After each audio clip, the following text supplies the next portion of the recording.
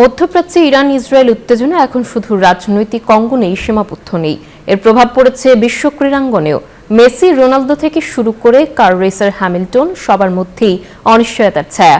এতে দেখা দিয়েছে একের পর এক ইভেন্ট স্থগিতের আশঙ্কা, সৃষ্টি হয়েছে ভ্রমণ জটিলতা। মধ্যপ্রাচ্যে ইরান ইসরায়েল সংঘাতের প্রভাব পড়েছে বিশ্ব ক্রীড়াঙ্গনে। মার্চের শেষে কাতারে হওয়ার কথা ছিল বহুল প্রতীক্ষিত ফিনালিসিমা। ম্যাচটি হলে লিওনেল মেসির সামনে থাকতো আরেকটি আন্তর্জাতিক শিরোপার সুযোগ, কিন্তু কাতার অনির্দিষ্টকালের জন্য সব ফুটবল ম্যাচ স্থগিত করায় স্পেন আর্জেন্টিনা ম্যাচ এখন অনিশ্চিত।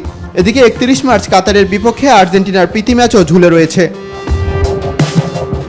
এশিয়ান চ্যাম্পিয়ন্স লিগে সূচি বদলে যাওয়ায় চাপে পড়েছে আল নাসের, ফলে ক্রিস্টিয়ানো রোনালদোর দলীয় সূচিও এলোমেলো।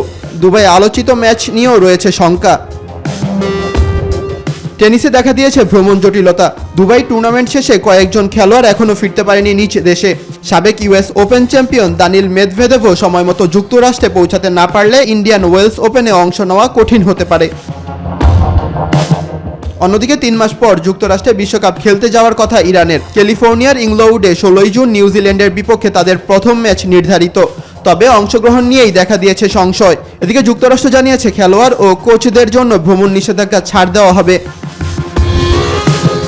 সৌদি আরব ও কাতার গত এক দশকে ক্রীড়াঙ্গনে বড় বিনিয়োগকারী শক্তি হয়ে উঠেছে, তাই এই সংঘাত শুধু রাজনৈতিক উত্তেজনাই নয়, বিশ্ব ক্রীড়ার ভবিষ্যৎ সূচি, ভ্রমণ ও নিরাপত্তা পরিকল্পনাকেও ফেলেছে গভীর অনিশ্চয়তায়।